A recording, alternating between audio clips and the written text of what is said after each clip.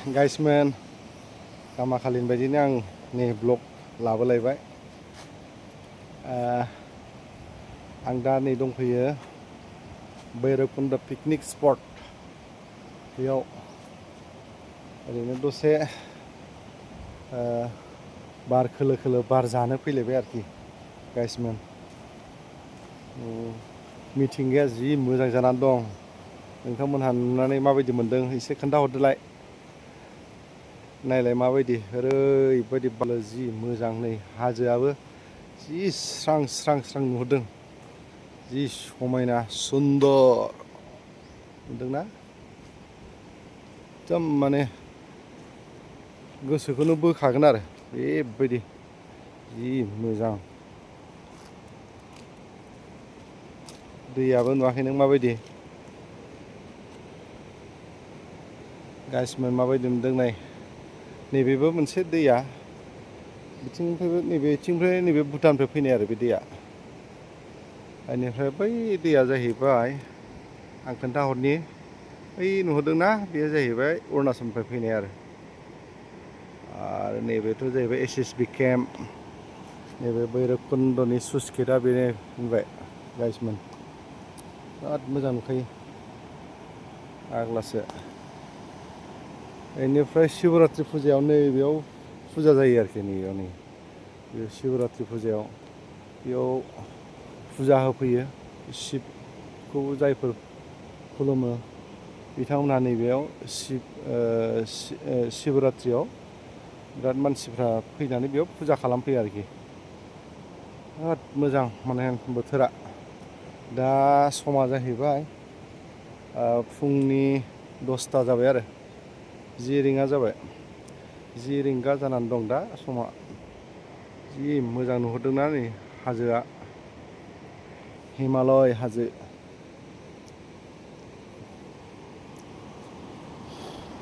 दैया बिराद दाहार दै खिन्थु बे दैजोंनो आफांनि मानसिफ्रा गोबां खेथि बाथि खालामहैयो। मोजां आरो बेनो बहुद दालाय दासा माने थांजोबो माबा होनानै माथावरियाव थांजोबो बे दैयानो आरो गासिबो बेजोंनो आफांनि मानसिफ्रा खेथि बाथियाव नांजोबनो हायो आरो। नोंथांमोननो एसे खोन्थालायबाय बेखौनो दै गाइसमोन। बेनिफ्राय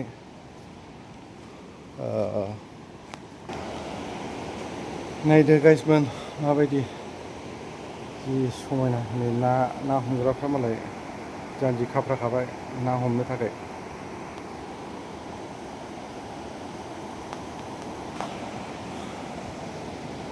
नायहरदो गाइसमोन माबायदि भिउ पइन्टनिफ्राय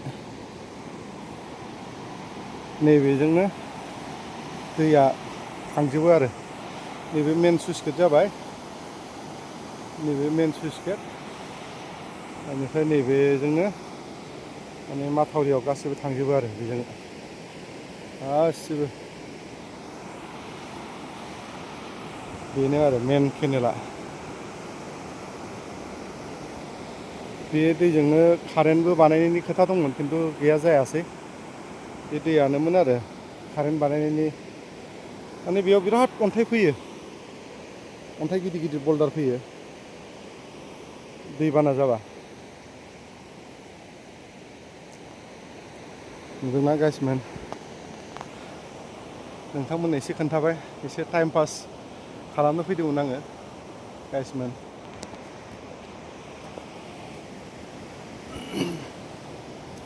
बेनिफ्रायथ' पार्कआ जाहैबाय भुटान जाहैबाय आरो बैथिंनि पार्कआ नै बैथिंनि पार्कआ भुटान आरो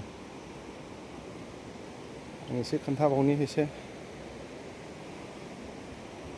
बैथिंनि पार्कआ नैबिथिंना जाहैबाय भुटान नैबिथिं अरुणाचल बिथिं आसाम बेयाव माने मोनथाम माबा दङ जाहैबाय आरो नैबिथिंना जाहैबाय अरुणाचल नैबिथिंना जाहैबाय भुटान।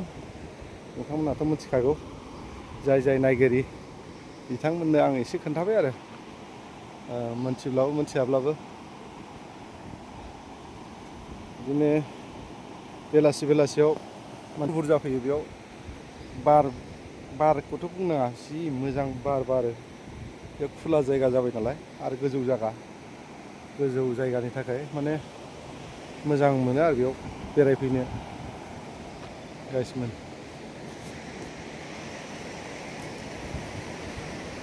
आरो पिकनिक जानायावथ' बुंनांला बै साइडजों जि जाखायो बै साइडआव बैथिंहाय माने पिकनिक जानायनि जायगा गोजाखा आरो दाबोलै मेसेंजों खोथा गैला जानुवारिजों खोथा गैला पिकनिकआ जाफैबाय थाखायो मालाय जानो गोसो जाबानो फैयो जाफैयो जाफोरखौ बेयाव मोनो। बेयाव अरुणाचलनियानो बांसिन सोलियो अरुणाचलनि लोंनाय मानाय बायदिसिनाफ्रा ओंखायनो मानसिफ्रा फैयो बेयाव इन्जयआथ' बेजोंसो जायो नालाय नङा होमबा गाइसमोन। मिथिंगाया दिनै बिराद मोजां आरो जेनेबा मोजां माबाया नोंथांमोननो एसे खोन्थानो मोननानै मोनबाय गाइसमोन। बिदिनो बायदिसिना ब्लग लाबोयो नालाय दिनैबो आं नोंथांमोननो एसे खोन्थाबाय आरो बेखौनो हानायसेबां। दे बिदिब्ला आं नेक्स्ट टाइम बिदिनो ब्लग लाबोबावनो सेस्था खालामबावगोन दे गोजोननाय थाबाय। बेखिनियावनो आंनि बे ब्लगखौ दोनथ'नाय जाबाय।